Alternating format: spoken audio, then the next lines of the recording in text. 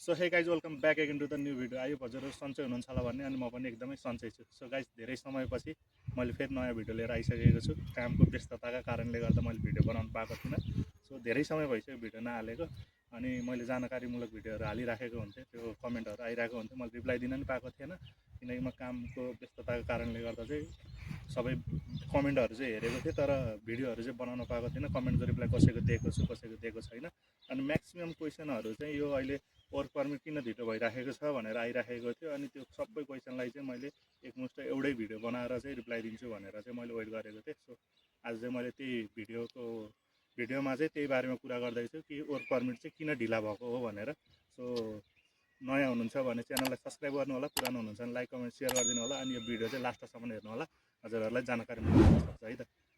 So work permit किन ढिलो भइरहेको छ, एमबेसीबाट किन डिले गरिराखेको छ भने चाहिँ यहाँ चाहिँ सबभन्दा मेन प्रब्लम भनेको चाहिँ यहाँको सरकारी निकायबाट नै ढिलो भइराखेको छ। किनभने पहिला चाहिँ 1 देखि 2 महिना लाग्थ्यो भने अहिले चाहिँ 3 देखि 5 महिना लागेको छ। किन भन्दाखेरि अहिले आवेदनहरू चाहिँ धेरै भएको कारणले चाहिँ सरकारी निकायबाट चाहिँ मान्छे कर्मचारीहरू कम, तर आवेदनहरू धेरै भएको कारणले चाहिँ काम गर्नलाई अलिक ढिलाइ भएको हो। त्यस कारणले चाहिँ यो मेन 1 नम्बरको कारण चाहिँ यो हो। दोस्रो नम्बरमा चाहिँ रहेको छ कामदारको मागभन्दा आवेदन धेरै भएको कारणले 2026मा चाहिँ नेपाल, बङ्गलादेश, इन्डियादेखि लिएर चाहिँ आवेदनहरू धेरै नै आएको कारणले गर्दा 2026को पहिला 25को पनि अलिकति बाँकी रहेको र अहिले 26मा धेरै भएको कारणले चाहिँ यो चाहिँ ढिला भएको हो। किनकि पहिलाको प्रोसेस भइराखेको छ, अहिले नयाँको गर्दाखेरि चाहिँ डबल हुनुभएको भएर आवेदन धेरै छ।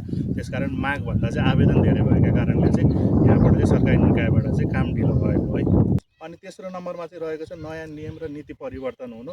जस्तै 2026मा चाहिँ इमिग्रेसन पोलिसी अपडेट भएका छन्। नयाँ नियमहरू लागू हुँदा पुरानो फाइलहरू एडजस्ट गर्न समय लाग्ने हुँदा पनि ढिला भइरहेको छ, यो चाहिँ हो। अनि चौथो नम्बरमा चाहिँ रहेको छ सुरक्षा जाँच सेक्युरिटी चेक कडा हुनु।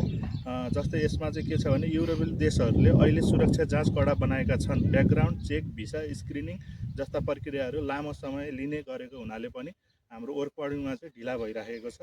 त्यस कारणले चाहिँ यो वर्क पर्मिट चाहिँ ढिला भएको, डिले गरिराखेको छ उसको कारणले गर्दाखेरि चाहिँ होइन। अनि अर्को चाहिँ के छ भने मेन समस्या भनेको एजेन्ट वा मेन पावरको कारणले नेपालदेखि नै तपाईँहरूको डकुमेन्टहरू ढिलो तपाईँको सबमिट गरिदिने अनि कुनै मिस्टेक गरिदिने, त्यस कारणले गर्दाखेरि पनि यता फेरि किन रिभ्यूमा जान्छ नि त। त्यस कारण रिभ्यूमा गएपछि चाहिँ अझै टाइम तपाईँको 1 महिना लाग्थ्यो भने 2 महिना लाग्ने हुनसक्छ। त्यस कारणले गर्दा चाहिँ मेन ढिला हुने हो। सो यस्तै कारणले गर्दा चाहिँ वर्क पर्मिटहरू चाहिँ ढिलो भएको छ। त्यस कारणले गर्दाखेरि यस्तो भएको, त्यही भएर धैर्यता राख्नु होला, काम हुन्छ। पहिला 1-2 महिनामा वर्क पर्मिट झर्थ्यो भने अहिले 3 देखि 5 महिना, 2 देखि 5 महिना लगाएको छ। यस्तै कारणले गर्दाखेरि चाहिँ भएको छ। अब रुल्सहरू चेन्ज भएको छ 2026 आइदेखिबाट। अनि तपाईँको मागहरू धेरै छ। मागहरू पहिला धेरै भएको भन्दा पनि आवेदनहरू फर्महरू चाहिँ धेरै भरिदिने गरेको छ। अनि यहाँ अब सेक्युरिटी चेकदेखि लिएर एभ्रिथिङ सबै चेन्ज हुँदाखेरि चेकिङमा जाँदाखेरि चाहिँ अलिकति डिले भएको हो। पहिला चाहिँ मान्छे धमाधम लिएर आएको थियो भने अहिले सबै चेक गरेर फेक डकुमेन्ट हो कि होइन, के हो कसो हो सबै बुझेर चाहिँ यहाँको गभर्मेन्टले चाहिँ मान्छे लिएर आउनको लागि चाहिँ प्रोसेस गरेको भएर चाहिँ ढिला भएको हो। त्यही भएर धैर्यता राख्नु होला, नआत्तिनु होला। तपाईँको एजेन्टसँग चाहिँ कन्ट्याक्टमा बस्नु होला, बुझिराख्नु होला के हो कसो हो, किन यस्तो भइरहेको छ भनेर सबै गर्नु होला।